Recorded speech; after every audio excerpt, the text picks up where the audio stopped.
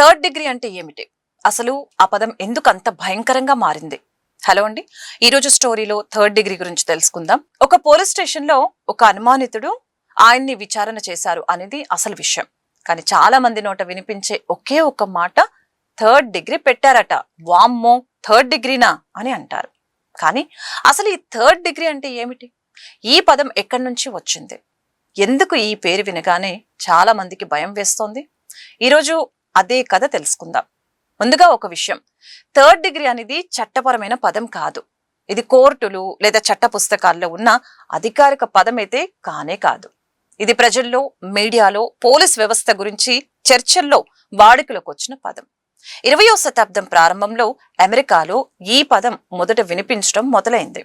ఆ రోజుల్లో పోలీసులు నేరాలపై సమాచారం రాబట్టడానికి 3 స్థాయిలో విచారణ చేస్తారని చెప్పేవారు. మొదటి స్థాయి లేదా ఫస్ట్ డిగ్రీ ఇంట్రాగేషన్, సాధారణ స్థితిలో అడిగే ప్రశ్నలన్నమాట. రెండో స్థాయి వచ్చి సెకండ్ డిగ్రీ ఇంట్రాగేషన్, కఠినమైన ప్రశ్నలుంటాయి.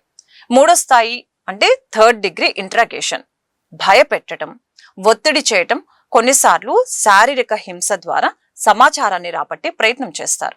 అక్కడి నుంచే ఈ థర్డ్ డిగ్రీ అనే పదం పుట్టిందని చెప్తారు. కాలక్రమేణా ఈ పదం ప్రపంచవ్యాప్తంగా వ్యాపించింది. భారతదేశంలో కూడా పోలీసు విచారణ గురించి మాట్లాడేటప్పుడు ఈ థర్డ్ డిగ్రీ అనే పదం ఎక్కువగా వినిపించడం మొదలైంది. తెలుగు సినిమాలు చూసిన వాళ్లకు ఈ సీన్ బాగా తెలుసు. ఒక చీకటి గది, ఒక టేబుల్, ఒక బల్బు. అక్కడ నిజం చెప్పు అని గట్టిగా అరిచే పోలీస్ అధికారి, నిందితుడి అరుపులు, ఆర్తనాదాలు. దశాబ్దాలుగా సినిమాలు ఈ చిత్రాన్ని ప్రజల మనసులో బలంగా నాటాయండి. కానీ వాస్తవ జీవితంలో పరిస్థితి వేరు. భారత రాజ్యాంగం ప్రకారం ఎవరిపైన శారీరక హింస లేదా చిత్రహింసలు చట్టబద్ధమైతే కాదు. అరెస్ట్ అయిన వ్యక్తికి హక్కులు ఉంటాయి. న్యాయవాదిని కలిసే హక్కు ఉంటుంది.